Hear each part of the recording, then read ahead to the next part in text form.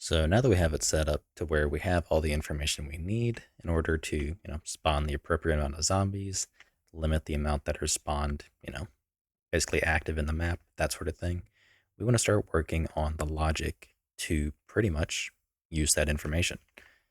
So let's go ahead and start with limiting the amount of zombies that are basically alive at once. So this is kind of the refilling feature, so to speak. So let's pretend we have a max zombie count of, say, 30, and that's 30 that can be allowed on the map, on the map at once. And we have a total zombie count of, say, 70. We only want 30 zombies on the map at once. When a player kills one of the zombies, another one will spawn, and it's a continuous cycle until we, kill all 70. So to do this, we need to keep track of the actual amount of zombies that have been, that are alive, basically.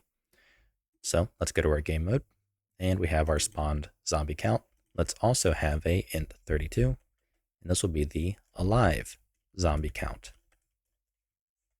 So on the call to next round, let's make sure we are setting that back to 0. We're going to have to make sure we do this for just about every property. And from here, we want to increment it when we spawn a zombie. So when we spawn the actor, let's just go ahead and increment it. Now, what we want to check is if the alive zombie count is less than the max zombies allowed on map, then we can spawn one. So if the alive zombie count is less than the max zombies allowed on map, we simply spawn our zombies. And that's pretty much it. So now that we have that, we are good to go. However, we don't have a way to adjust this.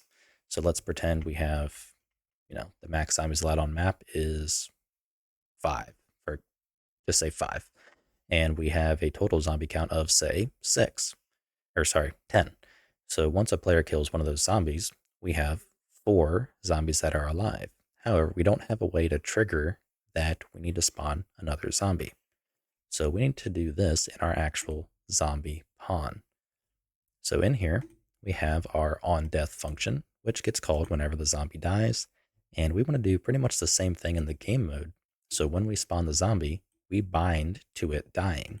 So once it dies, we can decrement this alive zombie count and increment some kind of other value, such as the killed zombie count.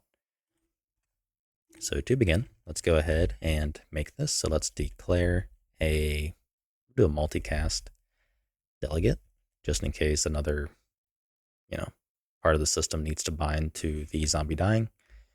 And we're going to do one param, because the param we want to pass in is going to be the zombie that died. So we want a f on zombie death. I guess that's a decent enough name.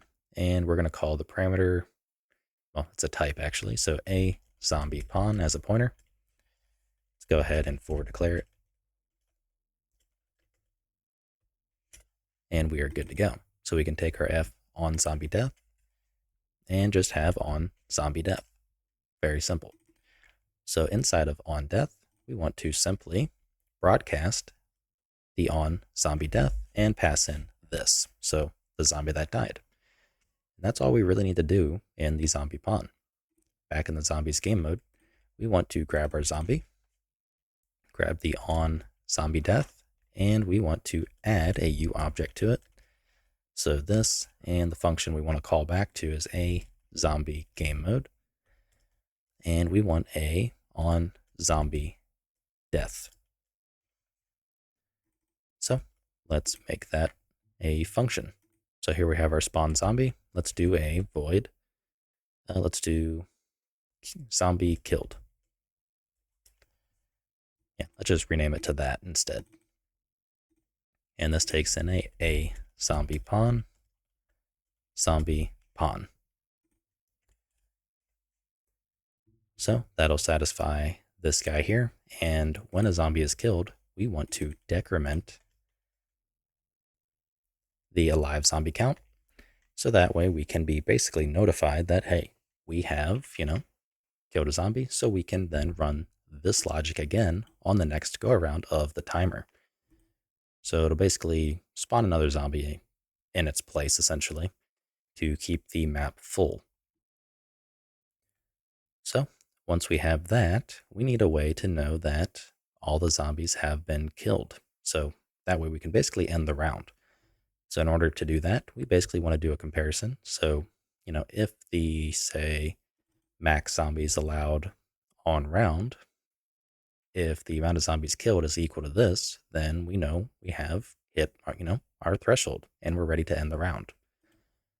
So let's also keep a int32 killed zombie count, initialize it to 0, and same thing in next round, make sure to reset it back to 0 again. So on zombie killed, we want to increment killed zombie count, and if the killed zombie count is greater than or equal to the max zombies allowed on round, then we want to simply end the round. So once we've killed all the zombies that we want to spawn for the round, we just end the round and we are good to go. So once we end the round, I'm going to change this timer to 2, and for some reason we actually set it to loop. Let's make sure we set that to false. And I want to print a log. So UE log temp, warning, text, ended round. And we are ready to give this a try. Okay, once we are back in the editor, actually don't need the game mode open, we can give this a test. So let's go ahead and press play. And they should start spawning. So 1, 2, 3, 4, 5, and 6. I think that should be all. So 1, 2, 3, 4, 5, and 6. So we end the round, then we wait the 2 seconds, which calls next round, and we start spawning again. So let's go ahead and just spawn the remaining. Okay, so in that one, we have 3, 4, 5, 6, 7, 8, 9, 10, 11, 12. So we have 12 in total.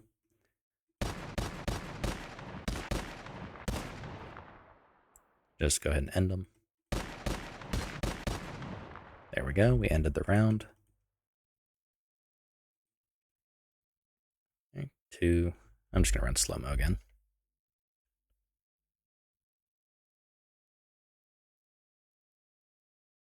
Okay, that seems like all.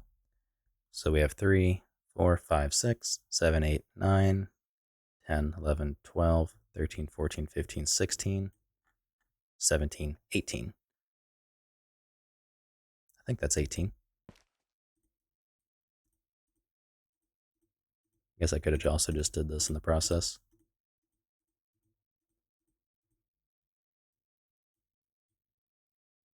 Okay, so there's the other one. So we have 3, 4, 5, 6, 7, 8, 9, 10, 11, 12, 13, 14, 15, 16, 17, and 18. So on round 2, we ended up with 18. I believe we're on round 2. So it is incrementing, and we are spawning. We are ending the round and incrementing the round accordingly.